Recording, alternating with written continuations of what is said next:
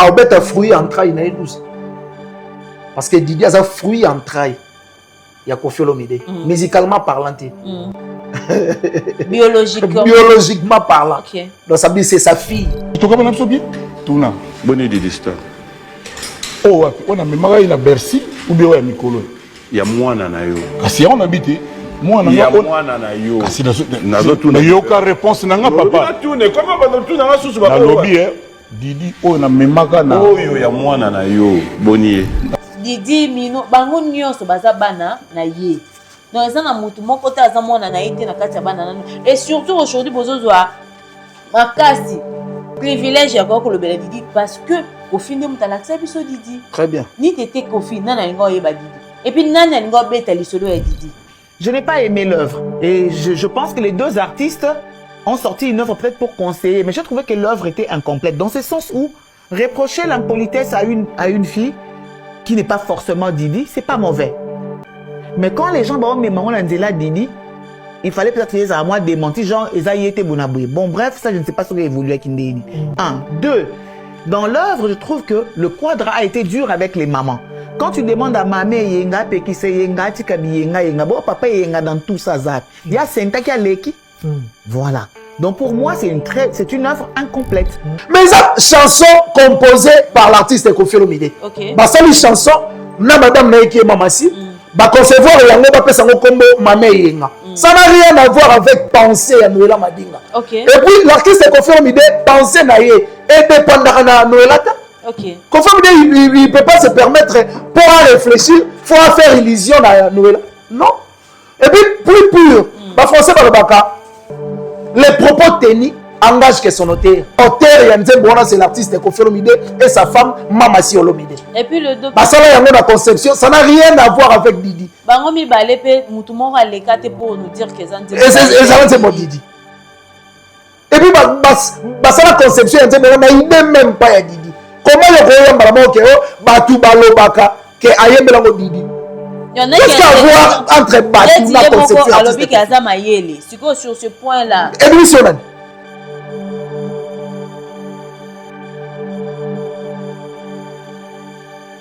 Parce que Lelo, on a connu Fali grâce à Koffi Olomide pour Atamoussa et Bamboka.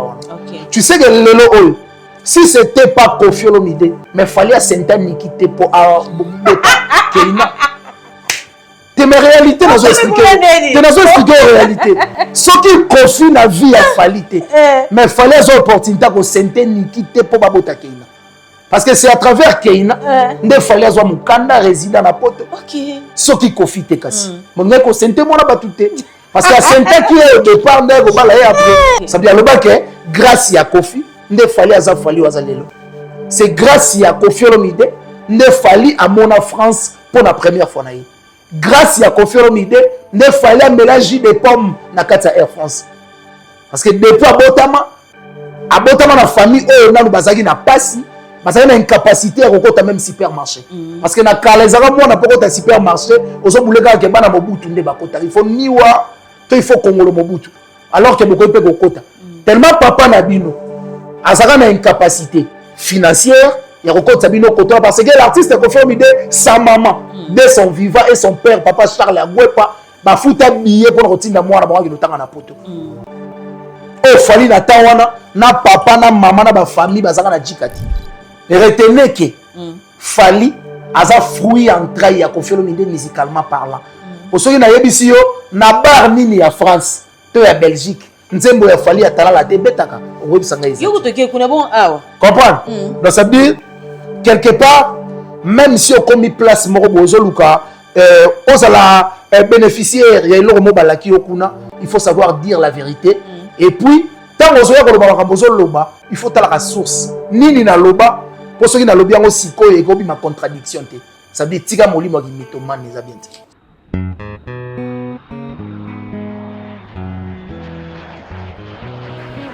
La Villa del Pirlo a été conçue en imaginant ce que vous imaginez pour votre confort total. Le côté paradisiaque de la Villa del Pirlo est dû au fait que nous nous sommes convaincus de ce que vous êtes des enfants du bon Dieu. Vous allez revenir à la villa parce que le luxe, le confort, le bien-être de la Villa del Pirlo sont uniques. Pour vous, mais alors pour vous seulement.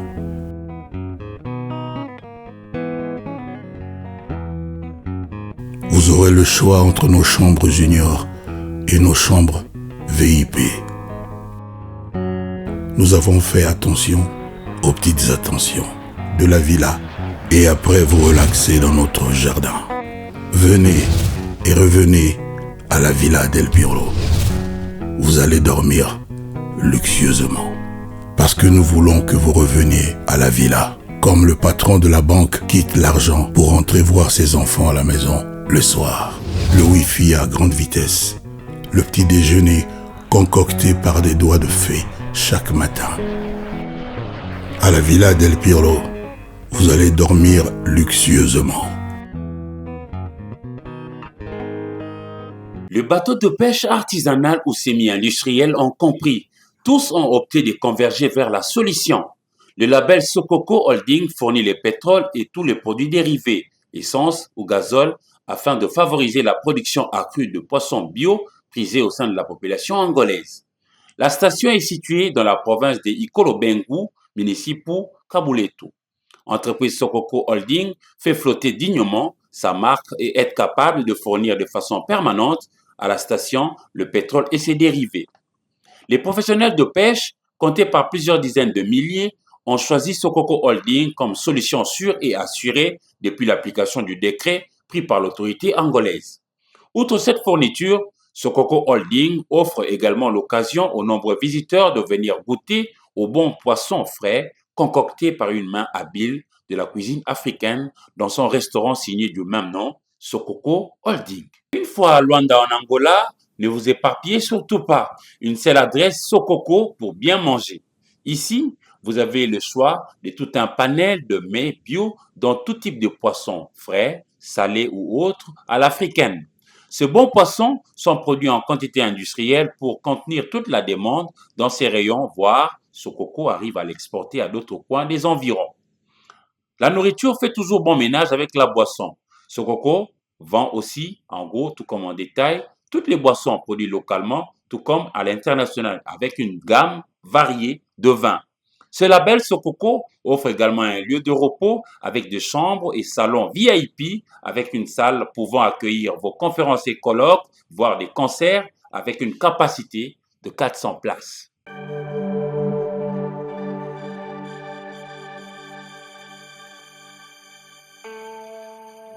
Voilà, bonjour à vous fidèles téléspectateurs de notre chaîne Légende 243. Merci Nabandeko Nyosu Bolonda Kabiso de partout, surtout bonne semaine. Nabandeko Nyosu Bolonda Labiso, bonne semaine à vous. Bah, anniversaire est là, on Botama Lelo, bien sûr. Et puis, on est là, nous allons parler de l'actualité, comme vous le savez très bien, que Koffi Olomide a eu à faire, je crois, 3 émissions comme ça. Oh yo, tout ça a toujours promotion. Il y a Hippodrome de Vincennes. Nous sommes là pour ça. Et là, nous sommes avec Longue Jambe. Nous allons parler de l'actualité. Nous allons parler des tout et de rien. En attendant, je vous demande d'acheter vos billets pour l'Hippodrome de Vincennes. La bande de coins au bowling, la bonne musique. Vous qui aimez Mamassi, vous qui aimez Koffi Olomide, vous qui aimez la bonne musique, en fait, je vous demande tout simplement d'acheter vos billets pour ce rendez-vous qui est prévu le 19 juillet à l'Hippodrome de Vincennes. Voilà, je salue à Laurent Sokoko depuis Luanda. Je vois ça pour le nécessaire. Mouté Maya Mama Aimé Kunko. Sans oublier les princes Kalala depuis Louchi. Voilà. Longue Jambe, je te salue et bon début de la semaine à toi. En tout cas, merci pareillement. Merci. Bon début de la semaine aussi. Tout Bazo Landabiso de partout où vous êtes. Bon début de la semaine à l'artiste Koffi Olomide. Et Mamassi Olomide, okay. Et surtout des Koffi Phil, des Koffiettes. Bah, bon début de semaine, Nabino. Et puis, bon début de semaine, Nabato Balingara de Longue Jambe partout à travers le monde. Djibril Biya, qui est le plus jeune entrepreneur du monde. Achat parcelle, location véhicule. Les boss Johnny de Feyland. Depuis Feyland, à Zolandanga. Et puis, Napesi Bambo Tebele, les millionnaires, il y a Laurent Sokoko, patron, il y a Sokoko Holding. Napesi Bambo Tebele depuis l'Angola. Bambo Tebele, les boss Paolo dos Santos Guerrier. Depuis l'Angola aussi. Ok. Aniceto Pedro Panzu Venanga depuis l'Angola. Puis Napesi Bambo Tebele.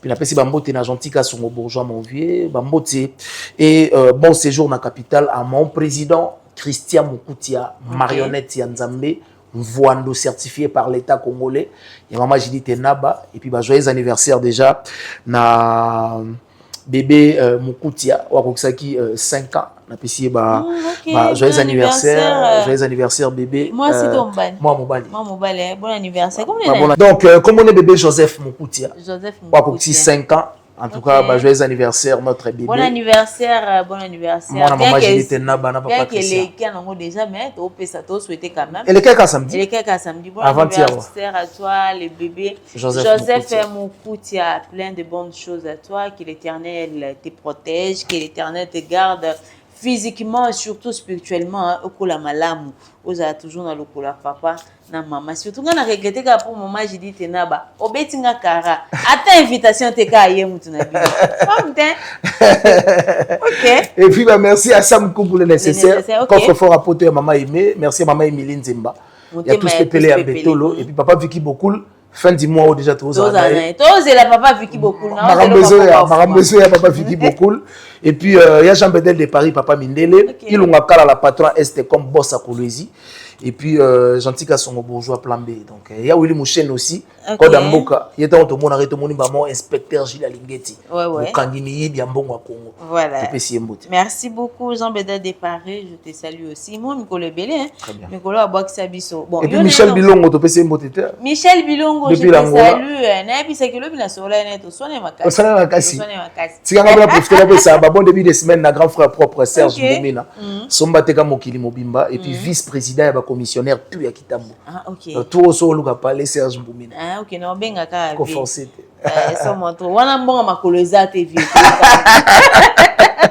mais sinon bien habillé en tout cas merci Kovandana grand artiste ya mboka ça nous permet ya ko tambola siko sima ya makolo na ye ya ko refléter bien parce que quartier latin ou Tchatcho c'est déjà les grands leaks donc ça veut dire nengos a près il y a grand artiste il faut refléter quartier latin et puis je pense que Bakofifi Bakofiette il y a des partout mon qui mobimba et Plaire Bango Ralph Loreno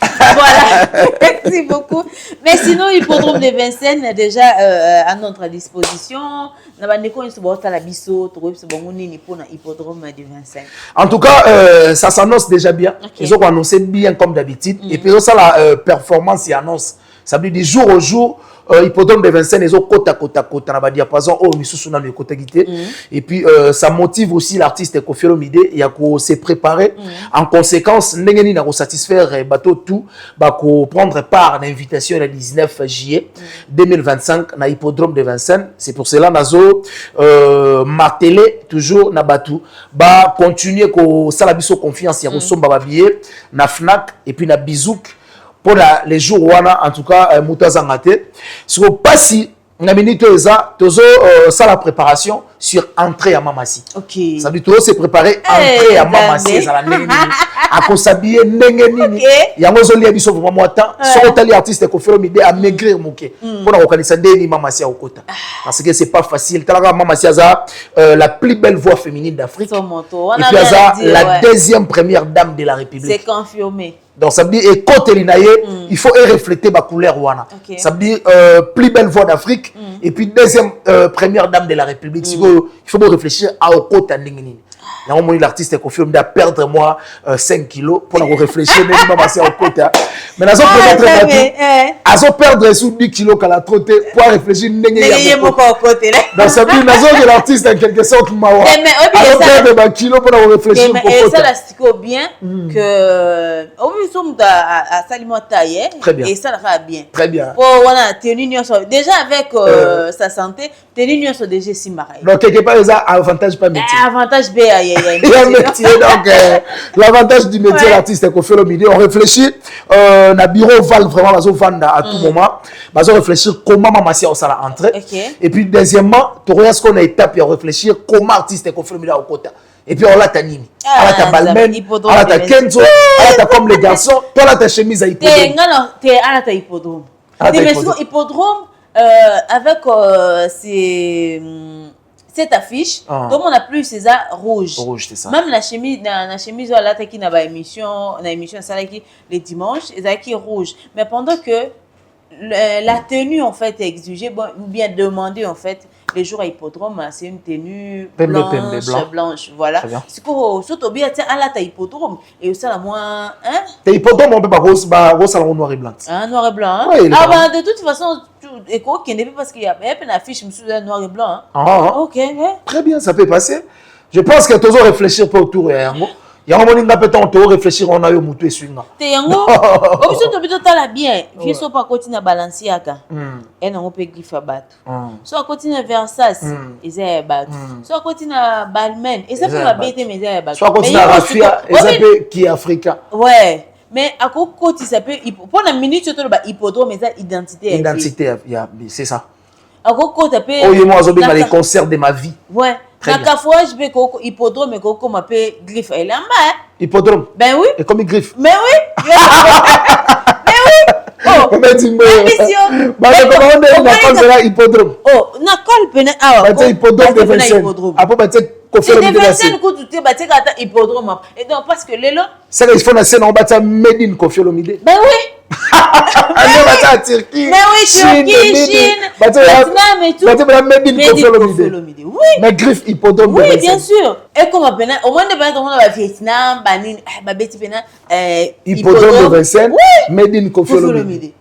Bon, c'est une idée aussi. Hein. Bien que. Ça parmi les idées. Les idées c'est rassemblé quand on a fait un Thierry Kamboudi que j'aime bien. Après ça, l'idée, tout ça l'appelle challenge, il y a des chansons demandées. Ça veut dire que c'est bonine. Et ça peut parmi les idées. Au bureau, il faut vendre autour pour réfléchir, c'est ça. Mais à travers nos caméras, nous demandons aussi, na bandeko en subata la rabiso, boti la rabiso na titre en fait. Bandim obino bolinga. Très bien. Koffi Olomide à côté nango. Toi bêta. Toi bêta jour en parce que le lot le ba Koffi Olomide a tellement la bandim modèle. Et le bino oye mo ba misu kuta bosana. Très bien. Ba misu kuta koma me bima. Misu pe koma. Diti na landi à travers émission il y a parcours que nani mon amour. Mon amour. Et ça dit moi calme. Et ça c'est pas mis à 1900. C'est un génie, c'est monsieur. Après, d'ailleurs, cet artiste. Sur le réseau social, nous montrons ce qu'on fait Zoé Mbango, la version Kala, à la teki, la maman est jaune, boya match, donc on dit waouh! Oh, élégance, ouais, élégance aussi, dans l'andango Kala. Na Koffi, c'était un concert comme ça, Kala. Mais j'ai dit waouh! C'est un artiste qui a beaucoup de talent. Il y a un tout le banabiso nyonso, côté musique, tout ce qui la vie rambe. Très bien. Tout justement en ce qui concerne bien que tu aies Koffi Olomide la griffe na yemoko qui est Koffi Olomide aussi na ba clip minga la la tango mais ce qui peut hippodrome et baki sami encore parmi ba griffe Koffi Olomide et comme on a deux griffes hippodrome na Koffi Olomide yemoko na ba griffe et ça la peut bien mais en ce qui concerne la tenue de tout l'histoire Koffi na émission il y a dimanche avec Papi Mboma à la chemise moko oeza ba komi hippodrome presque partout ba ti affiche quoi lelo batu ba komi ko sengango ce qui Koffi Olomide a ko sala que atekango po batu bala tango na hippodrome de Vincennes comme mutu pe ko la tango de monde na batu musu awa ala ta rappeler la ya Michael Jackson. Très bien. Pourquoi pas ça pena tenir mon comme pena tenir comme chemise moko normal mutu ko la ta. Pourquoi pas comme un bon pôle? C'est une idée et puis j'ai aimé la question. En tout cas, je pense que l'artiste Koffi Olomide a dans la émission de Salaka à travers l'idée oyo parce que le but est battu au senga yango et comme bengi ba au senga yango que ça la peut parmi et la mot battu ba en tout cas bureau oval et go vendre autour il y a question oyo et puis moi personnellement j'ai aimé l'idée j'ai aimé l'idée d'autres personnes peuvent venir na chemise na bango ya hippodrome pour na ko s'il faut dire certifié les jours là il y a hippodrome de Vincennes et ça la bien je pense que ndé na outo bisayo artiste na bureau na ye ba réfléchir sur ça comment on peut mettre point de vente peut-être na Paris peut-être dans les pays d'Afrique ba Côte d'Ivoire Mali Sénégal et puis ici au Congo ba resomba yango bala ta yango comme d'habitude parce que d'habitude na mona ba chemise ba dessiné ba Michael ba Johnny Hallyday Mike Tyson, na bilamba. Pourquoi pas marque hippodrome etika la pe marque moko boye. Ya ba africain, ya ba mokili mobimba. Tola ta ngopé comme vêtements, il y a artiste Koffi Olomide et surtout ba Kofi Phil, na ba Kofiette et on a vraiment plaisir pour la bango. Ba portaka artiste na nzoto, nenge ba portaka na motema.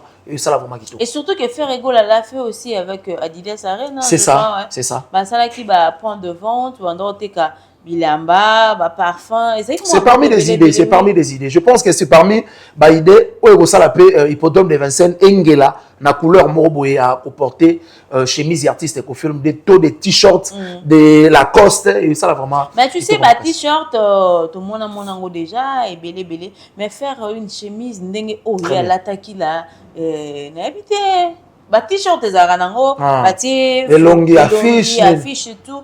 Mais il y a aussi la peine chemise. Donc on est la peine que basali en marque ou on a vraiment basali. Ok. C'est une bonne idée, c'est une bonne idée. Je pense que Bureau Val, l'artiste Koffi Olomide a ôté la biso. Pourquoi pas qu'on soit peut parmi les idées. Batubala tango jour à hippodrome de Vincennes et puis etika la tennis habitué peut-être il y a Kofi Phil, Kofiette, Gaulois, pourquoi pas fanatique à la bonne musique et surtout bateau balingara tchatchou les grands leaks et ça là vraiment.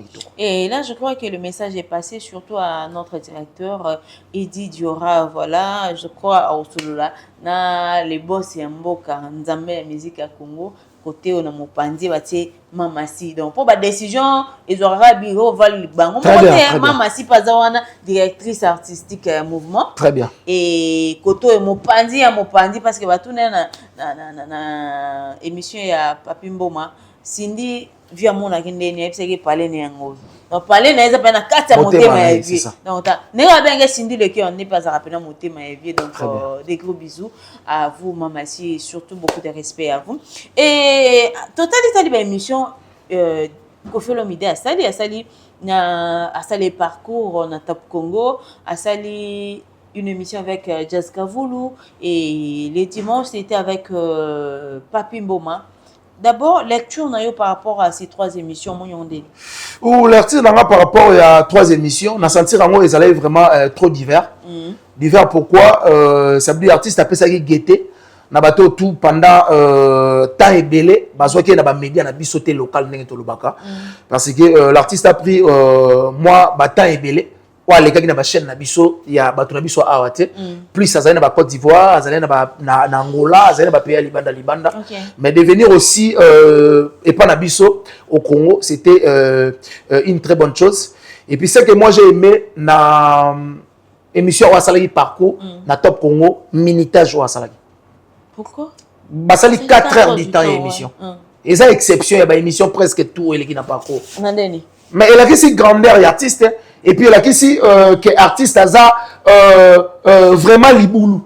OK. Ça veut dire pour épuiser l'artiste Koffi Olomide, il faut pas faire 4 heures du temps. Parce que selon conception émission, le présentateur Thierry Kambundi a un calcul vraiment par rapport à questionnaire n'a prévoir qui à tout artiste Koffi Olomide et il a 10 heures du temps. Ah wow. Parce que pour épuiser Koffi Olomide, ça demande beaucoup de temps. Depuis 1986, c'est pas une mince affaire. Ça veut dire que le cabinet temps s'il faut faire 1 mois pour lancer l'émission, ça peut se faire. Mais je pense que professionnel qu'il est, Venanga Thierry Kambundi, ça a vraiment une très belle émission. Et puis une émission où il permet aux artistes à réfléchir parce que Zagi face à Mouto Zagi intelligent et puis tout le monde a aimé. Et puis Zagi émission polémique. En tout cas, c'est pas là qui m'a cassé parce que l'artiste a promouvoir qui mingi hippodrome de Vincennes et puis la qui ça qui bat tout place au yaouti tiba mon lelo. En tout cas, j'ai aimé conception émission à parcours et puis émission à Salakina confrère na biso Jazz Kavoulou. C'était vraiment bien.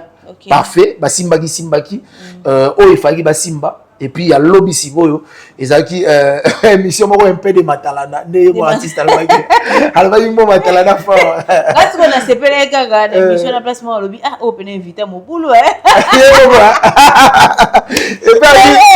invité pour ça c'est qui m'a il faut passer quoi dans sa vie émission Lobby Papi Mboma à santé maintenant que Azota et Belé a raté Koffi Olomide. Mais déjà avec Papi Mboma et Koffi Olomide et alors là Israël Mutombo na Kofi Olomide.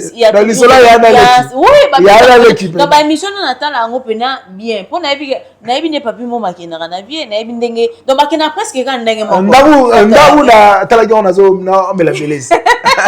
Na tala yo na plein beleze. Et ça nga kitoko beleze na mama ya malili. Na olia moi spaghetti na nga et ça nga mela bien. Mais l'émission il y a papi Mboma, il y a quelque part où Kofi Olomide a téléphoné direct comme ça na émission bato ba moyen on dirait qui genre il y a quoi insulter moto ayambi na plateau qui genre quoi insulter papi Mboma parce que ba yambi comment je peux répondre au téléphone pendant que tu es en direct. En tout cas et salamaki parce que au moni l'artiste est en mayaki wana outi ko ba yo moko plateau azalaki eza plateau ya petit frère naï tant akotaki peut-être abosanaki ko éteindre tout comme ça téléphone silencieux mais je ne pense pas que artiste a salagi on a sens il y a lobby a salagi on a sens il y a pour réduire journaliste était parce que au départ déjà tout le ba awa papi Mboma c'est son petit frère aza petit naï il peut pas ko sokola na parler pour ya ko s'asseoir na plateau ya papi Mboma pour se manquer naï je ne pense pas qu'il y a ça dans la conception là. Je ne pense pas que ça on a conception là. Et puis papi Mboma yemoko a concevoir qu'il y a un bon côté. À tout niveau voir même au vieux Godard à Bengi Penazolanda. Donc ça veut dire à ça en direct à Bengaki et Salami Bongo c'était pas pour réduire journaliste. Et puis quelque part pour la moni partie en bateau Billy va partager sur le réseau, mais il faut aussi signaler quelque part que avant de répondre, avant que Kofi Olomide réponde au téléphone azo qui t'a retourné à papi Mboma na yamba donc ce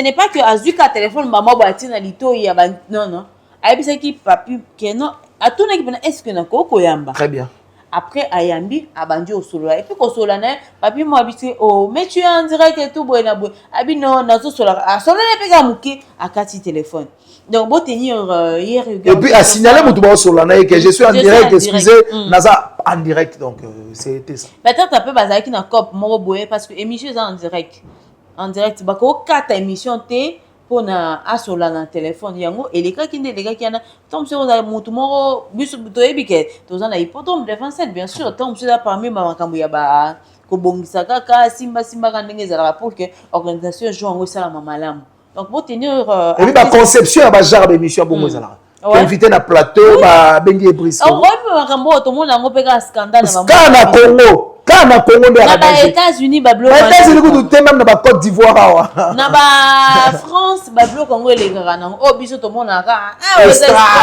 ya mabe donc qui congolité kaka c'est ça voilà ko pesa Kofi yango to bongo so ça y artiste monsieur ngo za na plein té ba ngeba lo belango té et monsieur ngo tra ma pété mais tellement za Kofi Olomide so que simbara té me ba lo belaka té voilà merci beaucoup Longo Jambe, mais dans la même émission, plus tôt aussi, c'est moi, biloko eleki à chaque émission en fait. Très bien. Na émission à Papi Mboma à la fin, poser Kofi Olomide des questions sur Didi, sur sa fille Didi Stone et la réponse est à Kofi Olomide. Aujourd'hui, les gens disent que Abeti Didi 12. Est-ce que tu es de même avis que ou bien yo autant on a lecture ni? Ah, on bet fruit en train na 12. Parce que Didi a un fruit en trail. Il y a Kofi Olomide. Musicalement parlant. Biologiquement parlant. Okay. Donc ça veut dire c'est sa fille. Pour le respect, je ne suis pas mieux placé. Et surtout pour parler vie privée à boss, vraiment devant la télé comme ça. Mais c'est que Nazar a moi idée par rapport à Nango. C'est sa fille. Biologiquement parlant de tout choloba azamo musicalement parlant azamena mwana na yepena ya makila na yepena Didi donc quand on parle bana des artistes Kofi Olomide je ne pense pas qu'il faut tout sauter Didi vous comprenez donc il y a suivre l'émission de Noëlla Madinga qui va poser des questions par rapport à ce qui s'est passé à l'époque il y a la chanson Mama Yenga et déjà tant Mama Yenga Bimaka à ça un message moko pona kolakisa qu'elle était mécontente ya nzembo wana et surtout à sima pe moi muke mama si le cœur et tout.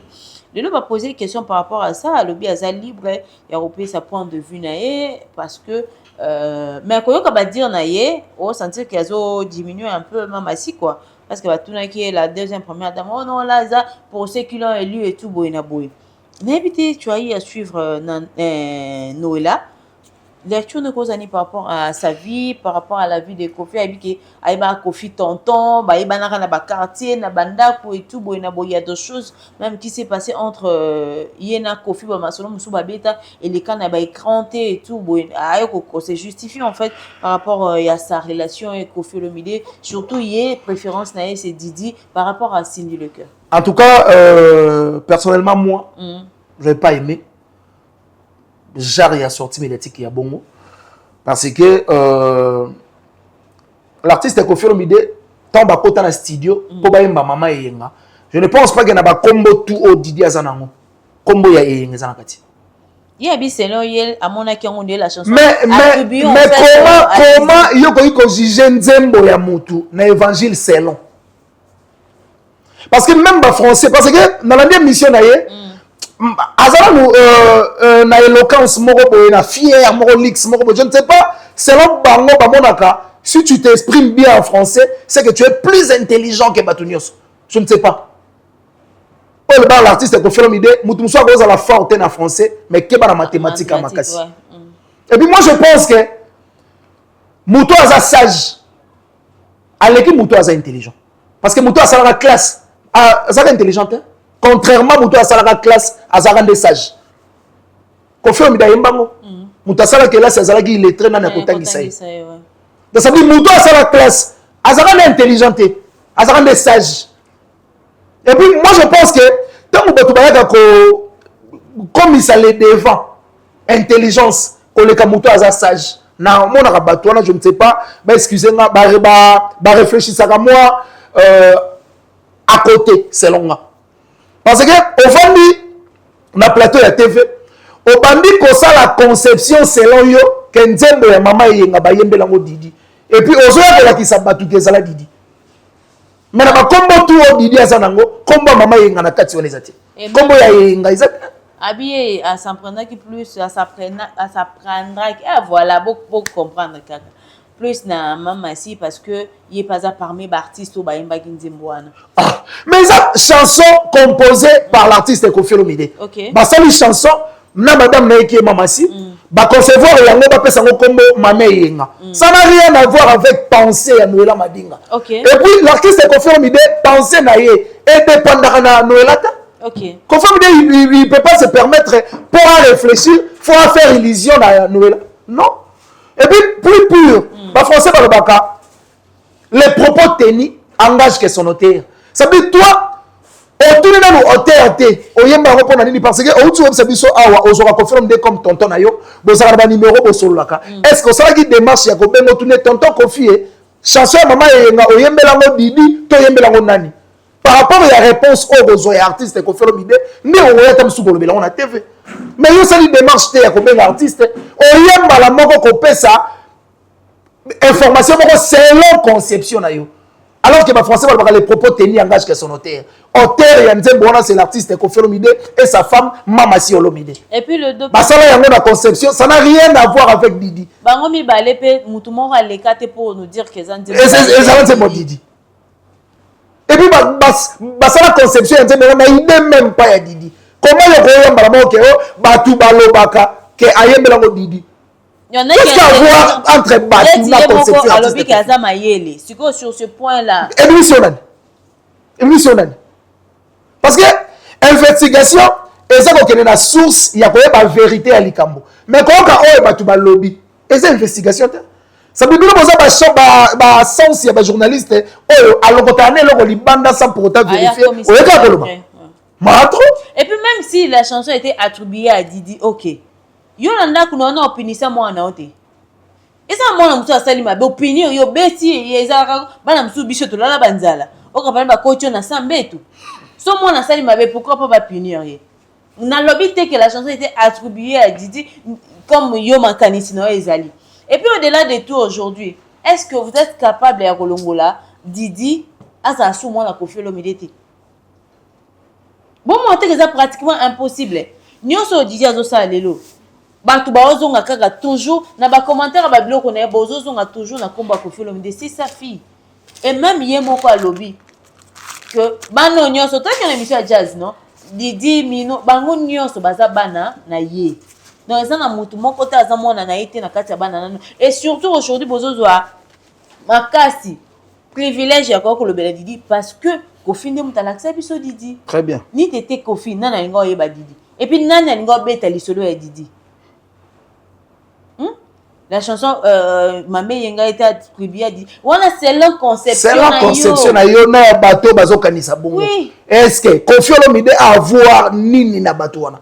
Ça veut dire que Koffi Olomide a yembi nzembo na ye. Yo kanisi le onde yo kanisi. Problème na yezani. Parce que ya yembi on a conception au yo au concevoir ya ngote. Ya on a na zoeb sa bateau.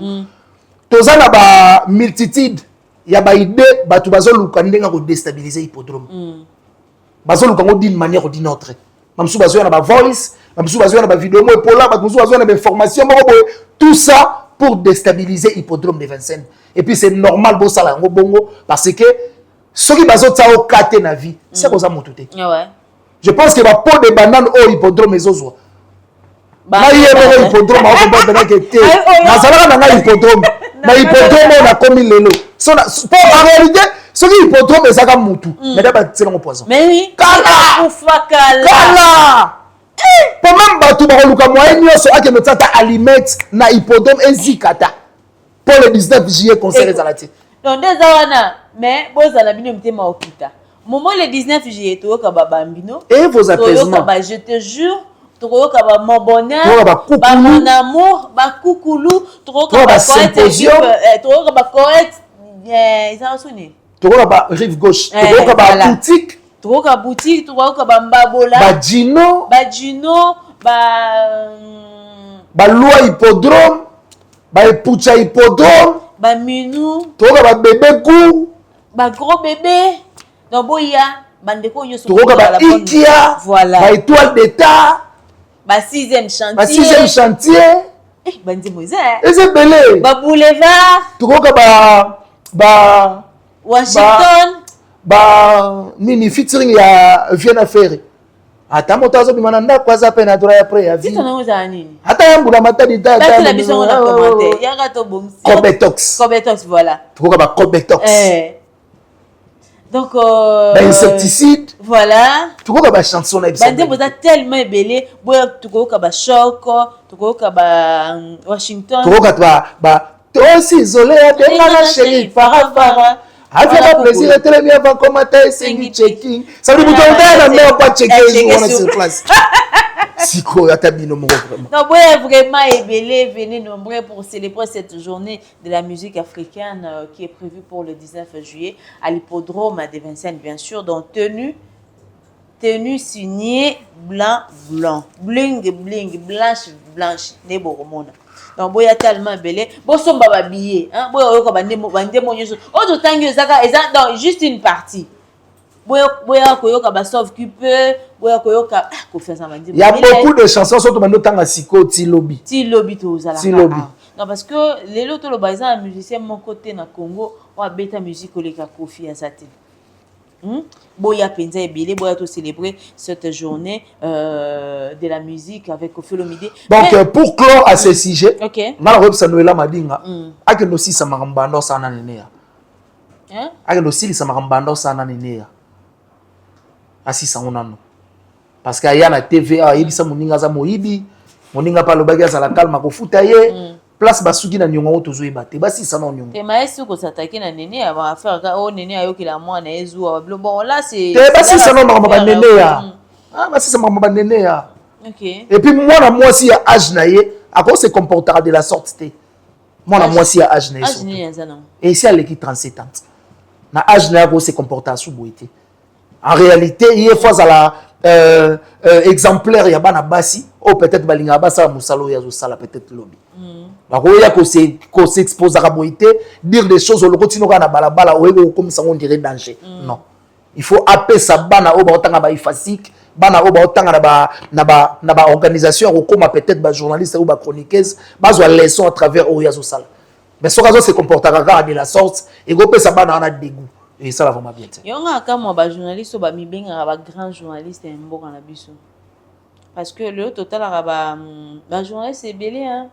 Ba Deborah Mouton il y a Barbara Kanam a évolué en Côte d'Ivoire. Tu vois que Azarana ba scandale té. Koni Touré, une journaliste ya munene na Côte d'Ivoire. Tout le monde a ba scandale té. Ba Evidero, ba zana ba scandale té. Mais ça ka ya biso. Ozaka ya biso après inane ka Kofi. Ba sangana ba journaliste mo ba comment on sala ba bilo mo ka contre Kofi. Oro une artiste mais il faut tirer la professionnelle. Tona ba sangana biso ba mazé. C'est un mazé azaki aza journaliste sportive voilà mais azalaki mutaimana mais ti lelo bato baye barate gazara mutaimana. C'est ça. Au moins na plateau oyamba bato ba équipe nyonso sans problème. Très à l'aise. Et puis on peut sa couleur té. Ma trop. Ouais, biso bato a minene to yebaka lelo bangana ba comment okita ba ba pe sensité. Ma trop. Et puis beaucoup ya mabe. Ma trop. Bato loko chaîne encore non nini. Oh bato ba nani yambaki la dame là d'ailleurs yena mona kina ba scandale. Oh ba yambaki Noël Madinga. Le gars là comment il en est? Marc Tabou. Quand yo moko wana ozaki à côté ferré. Aussi c'est faire le lot tourner comme contre faire comme on finga faire. Yo moko zalaki awa. Na moi si yo bima na ye mo le gars pour insulter une femme que tu as été avec. Et les lots bossé l'émission, bo tombe donc vous avez exemple bateau bazo quitter sa monde la musique. Bozo bateau monsieur to baka bino likolo. Bozo pesa dégoût. Bazakari to baka bateau bazana yibé tamsu ya kosala musalo. Eza dégoût. Ma trop. Bo finisa musala. Nya posa te kosala musala. Yango ba o ba obi malona ba internet on bazo ko finga. Bo tika bo finga. Bo ya kate bo croire ba donneur de leçons te. Parce que bino mo bozana ba exemplaire te parce que baloba nini muto ala na kanzela kande otala ndenzele ezokende non liboso na ngeza kinini liboso mo ese muto azali liboso na soka sota inga pe na osote mais bino mo bozawana yona ebite ba maele na muto azolo munene na ba plateau na bino ezaka Kofi ko ba nyonso boyambaka bazalaka contre Kofi neti lelo eloko nini ola madinga koloba esika ozobozia lobate bon ma finga la bino nyonso oh ba Félix waze quoi oh ba na liskolo na bino ezazobozi siko bazobozi to mona histoire il y a tout ce qui se passe autour de ya kombo Koffi Olomide ba tona nyonso ba longa été ka bino ne boya na bino lelo tonton oyo bibengi tonton tozala kana mais respecter au moins tonton moi ça tonton respecter sur yo ndozaki na poso remplacer place à moi ça tonton Tony pour guerre nous ezala kana Cindy ozaka na problème na Cindy no wala madingo ozaka na problème na Cindy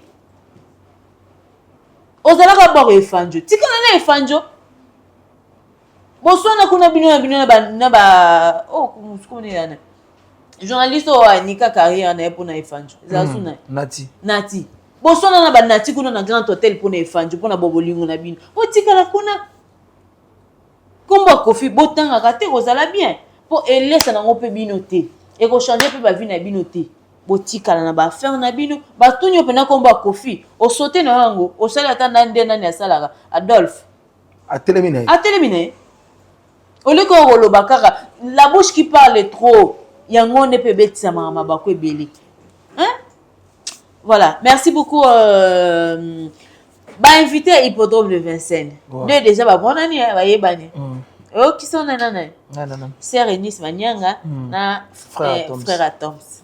Pour yo choix wana est normal ou pas normal? C'est un très bon choix. C'est un très bon choix parce que l'habitude déjà l'artiste Koffi Olomide t'a pas à côté d'habitude. Et puis je pense que bango baza na concept ya ba frère auto lobaka bana nzambe. OK. Ça veut dire ko fongola déjà soirée il y a concert il y a monene bongo parce que l'artiste Koffi Olomide a fait près de 14 ans. Ou à ses produits ratés en Europe et surtout production Oyo. Et ça, ceinture noire et ma production, il y a année 2025, ça veut dire 85 000 places dans l'hippodrome de Vincennes. Et ça, a bientôt célébré acquittement total et artiste. Retour, il y a légende dans le niveau Europe. et surtout premier artiste africain ou azobeta na hippodrome de Vincennes to fongolango na nzambe na frère Atoms vraiment na Serenis Manianga. En tout cas frère Atoms na Serenis Manianga besoin invitation au hacker. Besoin au hacker parce que muto abengi sibino aza frère Nabino Koffi Olomide. Grand frère Nabino Koffi Olomide. Oyemba petit frère à Jésus. OK. Oami benga nzambe. Ça veut dire vraiment moi na nzambe. L'artiste est Koffi Olomide. Oyemba chemin de la vie. Donc ça veut dire ceux qui vraiment disponibilité, il y a calendrier Nabino le 19 et vous allez vraiment jour moroboye où vous allez s'attirer par rapport à votre programme. Ceux qui vont prendre part en tout cas ils allez bien pour dans le coup nzambe. C'est ça. Mais ngana zo mituna est-ce que comment le kambo ya bana nzambe tena bato mokili? Parce que la musique mondaine, le comment mondaine et comment musique ya bato basela ka Satan ou la musique na bango kune comment musique ya bato basela ka nzambe. Bon, je pense que frère Atoms d'abord pour commencer na frère Atoms aza mutu wa uti papa ale moloto. OK. Ça veut dire bango na concept na bango différence wana ya musique ya mokili na musique ya nzambe ezala raté. Tu es sûr? Nyoso eza musique. Nyoso eza musique. Parce que ce qu'on tuni définition de musique, ya nzambe na ya mokili ezala même définition kaka. La musique est l'art de combiner les sons d'une manière agréable à l'oreille. Mais thématique ezala pas problème. Thématique oui, mais définition. Ce qu'on tuni définition de la musique ya nzambe na ya mokili ezala son ezala agréable à l'oreille. C'est tout. Parce que même musique comme le ya nzambe, son nango so eza désagréable na litoi et rozala hors définition. Vous comprenez? Donc je pense que frère Atoms Mbouma est-ce que Philadelphie Rondima na ebisi yo bango bazaka ba genre ya ba concept wana ti o bataka ya mokili na ya nzambe. Ça pas pasteur Dalo hein parce que mutu o ke la biso nyonso na bato balobaka ba yemba mokili ya na musique ya mokili na bato ba yemba musique ya nzambe eza yemo ka kolo nzambe. OK. Et puis mutu o juger biso ezaka yemo nzambe ceux qui o akokota lola to o akokota te. Mais je pense que l'artiste est comme Koffi Olomide na nyonso o asali na musique. Il y a biso ya Congo, il y a Afrique, banzembo o a glorifier nzambe, o a rendre honneur na nzambe. To kutana na lola. OK. To zana na lola. Ayembela isu nzambe banzembo wana. En fait, pour ngana lo babaya parce que ba oyemisa na bango bino banzembo profiter. Et vous allez peut-être par rapport à votre propre volonté, sur peut-être oyemba chemin de la vie, ou nzembo eza en fait ba yembela moi cité mombali, ba yembela social. Social, ça veut dire réalité. Réalité à vie. Et puis moi, ngana on s'appelle bien, frère Atom soufa yemba bina banzembo na yi. Eh ça la bien. Ça veut agrémenter non ba kofifil na ba bolwa ba kozala wana. Oye obete biso témoignage. Moi, quelque chant, il y a yo. Et surtout témoignage. Parce que la partie on a la ligne. Tikana ema yo yesoye. Tikana matiso yesoye. Kumamego. Ah, ça me l'a gagné pour trop de c'est le risque Manianga. Ah, ça me l'a évité. Et là, ça va. Et ça va bien. Hein? Bon, parce que au début, là, c'est pour glorifier l'éternel quand des alara. Des avoir journée, au bandi, puis nous, la moune attend au bouquin, à bolongo, là, c'est au Sambeli. Très bien. Moi, 10h, on a chose, on a mon tout côté, c'est moi, on dit, moi, après, 17h. Tokutani, wana. Tokutani, place, comme Makambo, Beba. Non, frère Atoms, d'ailleurs, bandi, moi, c'est belé, hein. C'est belé. Surtout, bandi, la série à Alain Moloto. Il y a papa Alain Moloto, Tito Kitara. Bandi moza tal. Ah, trier biso ka. Donc ata deux kaka so moye. Deux kaka papa Tom. Ebele ku ngako tata Tom de tata moko. Oya kaka to glorifier nzambe jour ngo ezala bien. Faut Tom se batambola yemo na pasi. Ah to mwana mama. Na maman Nadège. Vous savez biso na maman Nadège Mbouma. Donc c'est pas ça bien. Maman Nadège est-ce que oya pour maman Nadège bana bazar hein. Mais bana bazar. Et ezala na poto. Tant que maman Nadège faut tikala kamba église. Pasteur Atom Saza, responsable numéro 1 église à Philadelphie. Philadelphie limité, voilà. Ouais. Donc, ce que bon, on va mais Bazara va remplacer. Bazara va remplacer au bâtiment à Souban Bazata. Est-ce que Bango bâtiment à chaque dimanche? Bazara va bâtiment va remplacer à Bango. Bon, de toute façon, le message a été passé depuis hier, dimanche. C'est maintenant à papa Atom, c'est maman Nadège. Bana Bazara na ba nous n'a parlé donc. de voir leur calendrier. Pareil aussi avec maman Enis Manianga. Donc, batalaka va calendrier pour que jour en auto, tous à la hippodrome de Vincennes. Beaucoup les gens ont marambo, ils ont besoin de batala motema. Très bien. Boya parce que oh to rozala wana, oh ba rozala wana, vous appelez à Bana Nzambe kaka. Donc, merci beaucoup et surtout, Tolandi Merveille Rambo, par rapport à la sortie médiatique Koffi Olomide, et quelque part, je crois qu'il y a un parcours où Koffi Olomide a eu, que les lois sur les Fali, c'est grâce Naye, mais Merveille Rambo à l'équipe pour démentir que ceux qui bayebi Fali, 50% des bakoko attribués en Koffi. Pour attaquer Koffi pas à la quitter, attaquer quartier latin à la quitter, il fallait aller au Bimaka dans l'orchestre. Merci beaucoup pour ta question. Au moins, Lelo Oyo, et ça là, on a pas si parce que la plupart des personnes, vanda l'artiste Koffi Olomide, ça là moi maïle, mais approfondir l'intelligence à travers intelligence au artiste azo à Zalaranango. Mais comment on a Moutoua merveille, au Lobake.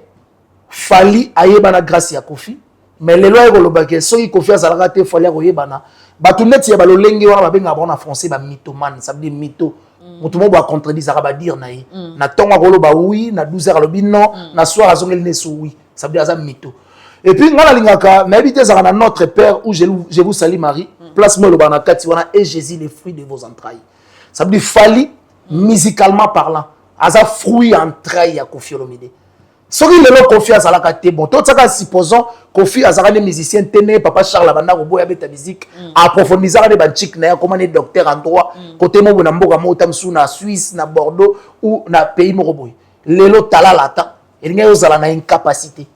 Il y a sa Fali gloire au Azana Lelo. Parce que Lelo, on a connu Fali grâce à Koffi Olomide pour atamoussa et bamboka. Tu sais que Lelo, si c'était pas Koffi Olomide, mais fallait à Saint-Anne qui était pour Keina. C'est mes réalités, nous expliquer. Nous expliquer en réalité. Ce qui Koffi na vie a fallu, mais fallait des opportunités pour Saint-Anne qui était pour Babota Keina. Parce que c'est à travers Keina, il fallait avoir mon Kanda résident à Poto. Ce qui Koffi te casse. Mon mec au Saint-Anne, moi n'a pas tout. Parce que Saint-Anne qui est au départ, on va aller après. On se comprend. Donc ça veut dire quelque part, tant que vous avez la TV, pour glorifier Bino, il faut quelque part que ça bango basa na ba réserve ya ba dire bazoloba. Et surtout que moto azoloba ba dire ya bongo déjà contredisant ba dire o ya lobilelo. Ça veut dire loba que grâce à Koffi, nde fali aza fali azalelo. C'est grâce à Koffi Olomide, nde fali à Mona France pour la première fois naïe. Grâce à Koffi Olomide, nde fali à mélanger des pommes na kata Air France. Parce que depuis abotama na famille on a bazaki na pasi bazaki na incapacité à kokota même supermarché parce que na kalezaka moi na pokota supermarché ozo buleka ke bana mobutu nde bakota il faut niwa to il faut kongolo mobutu alors que beaucoup peut kokota tellement papa na bino azaka na incapacité financière ya kokota bino kota parce que l'artiste Koffi Olomide sa maman dès son vivant et son père papa Charles Agwepa ba futa billet pour rotinda moi na bango lotanga na poto. Oh, fali na tawana na papa na maman na ba famille bazaka na jikati. Ezaka extraordinaire. Papa na maman bakufa bakundela ye bango. Sikoyo. Soko du papa na maman bakufa, ozaka na incapacité ko kunda bango. Est-ce que nous avons la capacité ya ko futa billet d'avion pour que de France? Non. Le roi fali a eu intelligence par correspondance grâce à l'artiste Koffi Olomide. A comment moi intelligence, on a mukie, on a intelligent, on a comment. C'est grâce à Koffi Olomide. Le roi fali pour bande ba grataka guitare, c'est grâce à l'artiste Koffi Olomide. Pour la quartier la ta vanda na libanga mo ya libanda wana ayebi ata libanga pe balongo libanga ko tuna oluka peine il faut balongo te wa balongo déjà ba artiste nyonso baleka la kanda balimanga libanga wana on a ça libanga ba travail ya libanga wana tolongo liango libanga les as il faut na lekana ki etala libanga les ça elongo na longo la yango faut te filmer fali libanga historique libanga historique libanga wa otela lobo na litama wala ba le mwana mawali ete tanga yaka wana mutuka te eloko te elamba bien kutu te yo me mabona mutuka te kutu ya bien te izo me na mutuka ukeni wapi Mais les Qu'est-ce qu'il y a bien été? Série wana azara même pas la brosse ya bien. Série wana ata brosse. Série wana ata esu eme ya bien. Azali na ngote. Abana comme ça mai na lamba. Soit le monde ya lamba na wa tokele yango pense. Série wana série wana garçon choko, yeso alipeka tele pembeno boyoki so la zé. Série wana asokola na sava basani ya mbuma.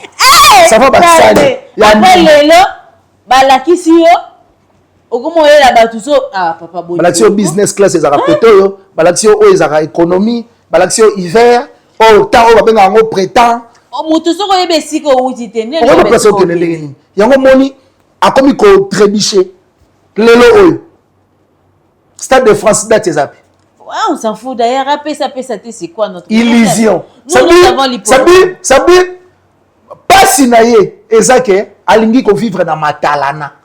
Je vais jouer en 2025, je vais jouer le Stade de France. La jointe. Juin. Dans 2 mois. Juin. Date ya été ici. Ce qui le toit en avril. Tout cas dans mai juin. Juin. Dans juin tu as date moko. Le 7 juin. Il y a Ferregola. À l'UNG. Na ING Arena. Il y a Ferregola. Ba Kofiette. Cindy Love, tu peux babiller parce que le 7 juin, là tu as mon fait rigolo la papa Hervé, ni kaboleni na muto asala papa na grâce, muto asala papa na sentiment plaisir, il y a invité na première concert na vie parce que l'artiste Koffi Olomide a fait presque 14 ans où s'est produit raté en Europe, mais muto a rendu à sincère, il y a pas les bienfaits ne nuisent jamais. Aussi. Les bienfaits. Faire rigoler benga papa na Koffi Olomide inattendu bato basatanda kiti. Et puis papa ya asala ndenge papa sala rapona mwana. Ayebi sinzambe focus faire. Omoni makambo faire nde fungwami.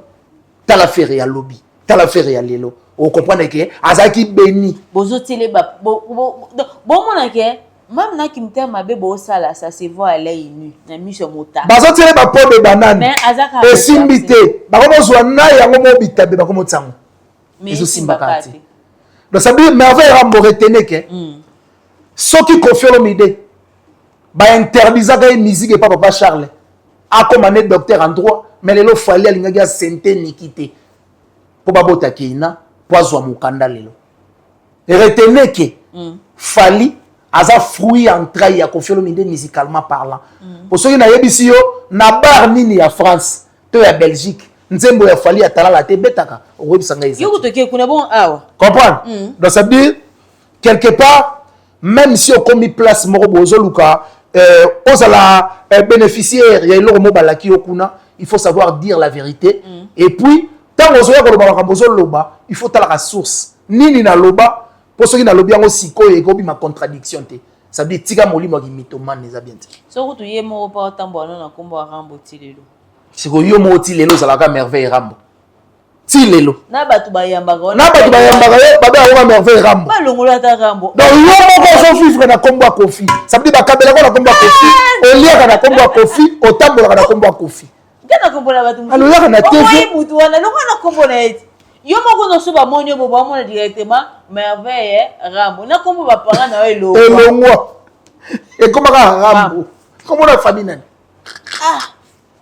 Zambe Koffi comment rambo la makasi ça veut dire osakapara kombo bato o vivra nango liaka nango bakabela ko nango liste ya ba meilleurs chanteurs à quartier latin et ça le problème Koffi Olomide atangi Mamasi atangi Ferregola atangi Eric Tuti atangi Omba mais atangi Faliti na Kilelo et les gens ont dit que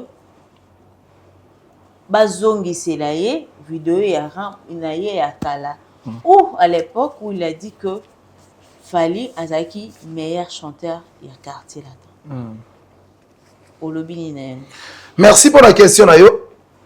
Tant que c'est vidéo ya kala. Je pense que l'artiste Koffi Olomide a solo yango de manière actuelle.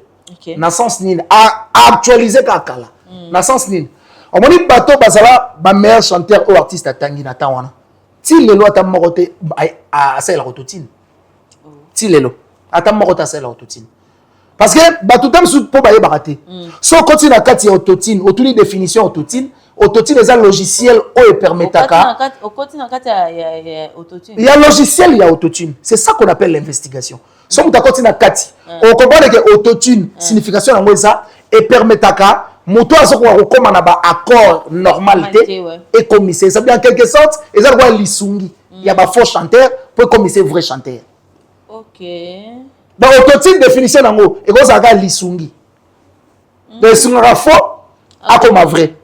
Ce que tant faux azo comme vrai à travers le logiciel moko on appelle ça en français tricherie. La tricherie. Très bien. C'est la tricherie pirement. Vous comprenez? Ce que l'artiste confirme l'idée à sa illusion. Na ba artiste on basaka déjà ba bon depuis basala na quartier latin ti sikoyo bazo ça la continuité à cause la ka ba bon. Exemple Eric Touti lelo oyo sans autotune na oyemba bien. OK. Lelo o Suzuki 4x4 sans autotune na oyemba bien.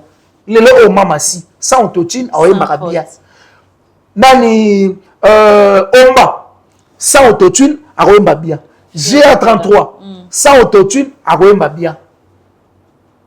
Ferregola sans autotune on dirait que tu es amela logiciel.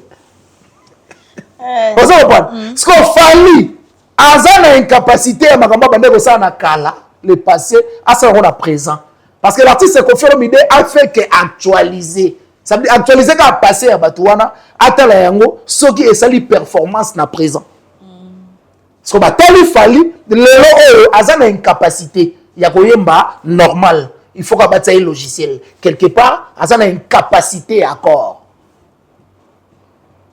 ce qu'on mouton à ça la tricherie et ça voilà moi na yo abini deuxième de la classe en trichant na robeteli mabokote parce que mouton a triché en quelque sorte à ça maye l'été na sens nini tu triches les choses que tu ne comprends pas tant ba disent oui disent mais ceux qui va expliquer mieux expliquer biso ndenge nini osali pose wa dizo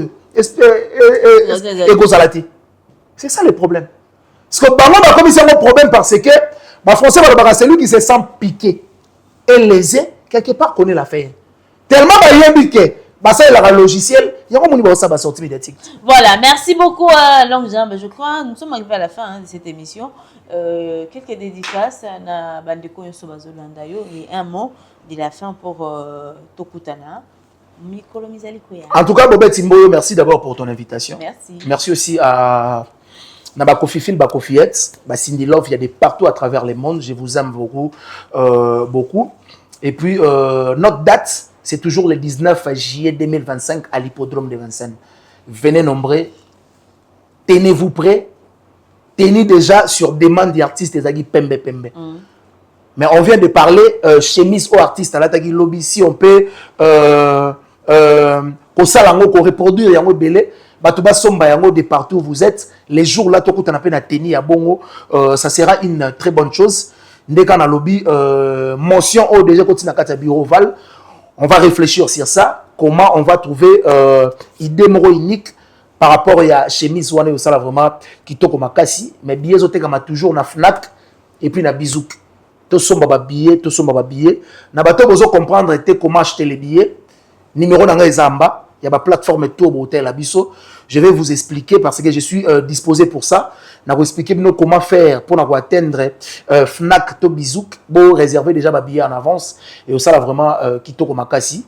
Et puis, l'artiste est confié l'idée, tant que votre artiste a se préparé toujours à conséquence. N'est pas satisfaire Bino les jours là. Et puis, je vous assure déjà, ça la moitié des faux mouquets par artiste et ça, choix ya banzembo ou aroyemba. Mais vous pouvez aussi nous aider. Il y a beaucoup de bino bolingi artiste à bêta les jours là. Ça peut aussi aider l'artiste à réfléchir sur ça et ça là vraiment Kitoko Makasi. Et puis Got intemporel les 24 est déjà toujours en amour. Sortie mondiale nango ça veut dire to refaire ma chanson où ça là va succès. Ça veut dire 15 titres où ça là va succès avant. Et puis, tu as dit des titres, moi, il y a Sikanakati, voilà, vous aurez déjà Loi version hippodrome, vous aurez Epucha version hippodrome, si vous avez une chanson, et ça, là, vraiment, qui tourne Makasi. Tenez-vous déjà prêts. La chaîne officielle et artiste Kofi Olomide, où ils ont intitulé Kofi Olomide Got et puis page officielle et Facebook Kofi Olomide. Bon, mon ara est déjà certifié. Bon, côté on a pour Hollande n'engeni artiste azo évolué et puis avancement. Il y a ba préparatif, il y a hippodrome n'engeni salama, ça vraiment kitoko makasi. Merci déjà na batutu o balinga rabiso, ba Kofi Fil, ba Kofiette, ba Cindy Fil, ba Cindy Love, ba Gaulois et puis ba fanatique qui a la bonne musique. Merci Nabino de nous avoir suivis. Une seule demande au tout ça Rabino Ezara ya ko s'abonner massivement, ya ko partager vidéo, ya ko liker, pourquoi pas commenter parce que ba commentaire Nabino et faire avancer Rabiso par rapport à la réflexion et ça vraiment kitoko makasi. Merci à mon président Christian Mokutia marionnette Nzambe Mvondo certifié par la République. Merci à Djibril Biaki, les plus jeunes entrepreneurs du monde, achat parcelle, location véhicule. Et pourquoi pas dire merci à les boss Johnny de Finlande depuis Finlande. Et puis merci à maman Emilie Nzemba. Il y a tous Pépélé Mbetolo depuis Londres. Merci et joyeux anniversaire. Mieux vaut tard que jamais. Il y a Sandra Kazadi, dernière cartouche, Lisa Sasuka. Joyeux anniversaire. Toi, il y a Sandra Go. Joyeux anniversaire. Joyeux anniversaire. Joyeux anniversaire, Sandra Kazadi, Lisa Siasuka. Joyeux anniversaire. Joyeux anniversaire, Sandra Kazadi, Lisa Siasuka. Bambo Tebele à Mamarifa à Londres. Ok, Mamarifa. Et puis Batutu au Balinga Rabiso. En tout cas, Bambo Tenabi. Voilà, merci beaucoup. Nabandeko Nsubozo Nabiso. Donc, intemporel, c'est pour le 24. Oh, dans Bozela, Boyoka, remix à Bandimbo. Il y a Kofi Olomide. Ils ont tellement belé, toi, na coucou, toi, na coucou. Toi, na 15 titres, en fait, Otozo Zela remix Nango. C'est pour bientôt. Donc, les 14, tenez-vous prêts. Et les 24, voilà, tenez-vous prêts. Et à part ça, je vous demande d'aller suivre la chanson Je ne suis pas fâché featuring Alpha Blondy et Kofi Olomide sur la chaîne de Alpha Blondy lui-même sur YouTube. D'ici là, restez bien. On se retrouve prochainement. Bye.